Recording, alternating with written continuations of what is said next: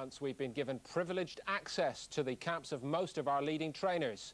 Maybe it's because they think that Spencer Oliver has the sort of honest face they can trust.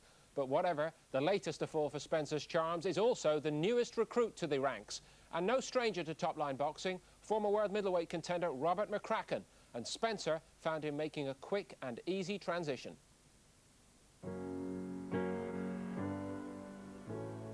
It just isn't there anymore, and you know, to lose to a very good fighter, and he is a very good fighter, you know, is no shame, and it's time to bow out.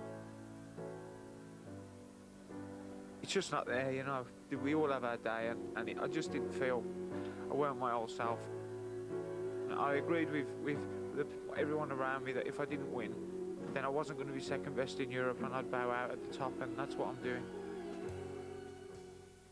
I was sad because, you know, the old saying, the harder you work, the luckier you'll get. I really worked hard, you know, and a lot of the times that can't be said about me in the past, but, you know, I really worked hard for this one because of the disappointment with the Holmes thing. And I thought, you know, I thought it was a formality, that because of the work I'd put in, that, you know, it would all go smoothly. And, you know, we know what boxing is, and, you know, I lost. When Robert McCracken announced his retirement after a big middleweight showdown with Howard Eastman, it meant the end of a fine career. It's been a long road for Rob. He was a British and Commonwealth champion before moving to America to look for more success. He looked impressive in his 4 fights in the States, and it was there he teamed up with Phil Torrance, a man who was to have a great influence on his career. I enjoyed it, to be honest, you know. I met up with Phil Torrance, you know, worked really well with him. You know, he's a real nice person, he's a brilliant trainer. And, you know, it was a good experience for me, you know. Then he came home to fight Keith Holmes for the world middleweight title. He was stopped on a cut eye before the Eastman defeat signalled the end. Think about it, jab, body shot. Rob's now implementing the skills he's learnt over the years in his new career on the other side of the ropes, as a trainer. I joined Rob for a day's training to see how the new breed compares to the other trainers I've visited. We started the day with some stretching. So what do you feel this is important for, this stretching?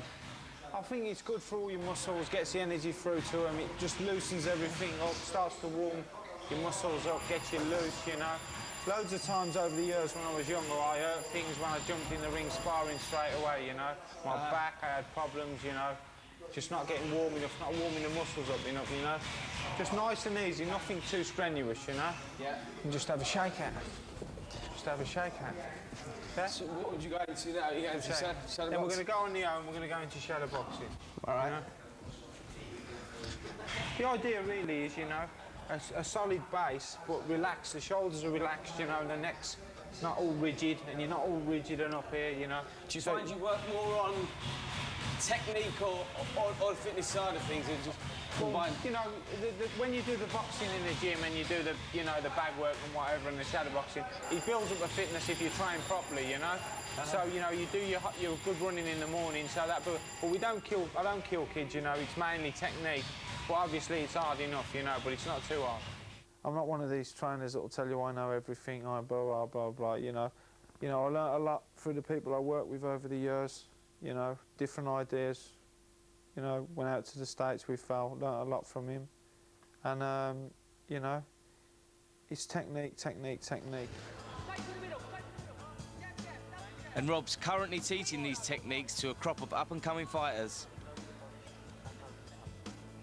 like the promising light welterweight Leo O'Reilly and the all-action super featherweight Lee Meager.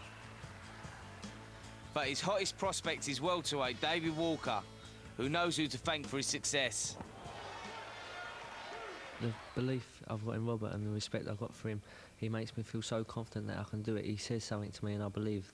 He says you can go all the way if you train hard, and what he's learned and what he's been through himself, done everything as a pro, top amateur, and I believe he'll make a brilliant trainer. It's a gradual process working with them, but there's no reason why these kids won't be champions within 18 months. Absolutely no reason, and I think they will be, I really do. And then the hook after that. Lovely. And then the right and left hook off that. There you go. Sometimes, you know, they roll upon you and you just pick a spot. and you pick a spot, and then you go over the top. Lovely. There you go. Pick a spot. And there. And there. And then you come with it up, yeah? Yeah. There you go. Double jab. See, you know, just put him back off balance, you know? As soon as you've done your work, bam, bam, and he's off balance, you know? Rob likes to work a lot on head and body movement. Yeah, it's really important, you know? So you just show him the glove and he'll buy it, and then next time you hit him with 2 good jabs. That's it, a little feint and then pop, pop. Yeah. Right. Lovely. You know, you can feint, all types of your body can be feinting instruments, you know? It makes them think, you know, that's all you're doing with the head.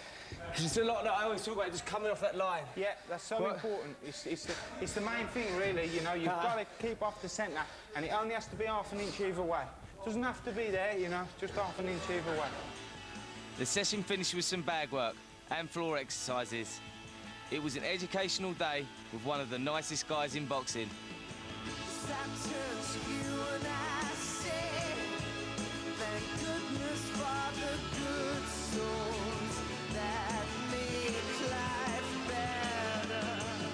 Rob, Cheers, Spence. it's been a pleasure working with you. Okay, cheers, Good mate. stuff, and best of luck for the future. Nice one, cheers.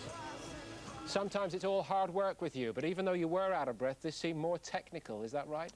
Yeah, Robert is very, very technical, and he's learnt his trade. You know, he's been around, he has been to America, and he's picked up a lot of stuff. He's got a lot of knowledge. Were you impressed overall? I was very impressed, yeah. You know, it's just the little things that he does about, like I said, with the head movement, the foot movement. He's very, very technical, and I think he's got a bright future in the game as a trainer. One thing that one observes at ringside with McCracken as a trainer, he is very quiet. Why? I just feel that he doesn't feel that he needs to shout his stuff or anything. You know, he just goes in there. Like I said, he knows exactly what he's going to say, and he just puts it across. Some trainers are just like that. And is it the most effective way, do you feel, of him getting his message across? Well, if it's effective for him, you know, different things work for different guys. But for Robert, it seems to work. He's got some great guys there, Davey Walker and Lee Meager.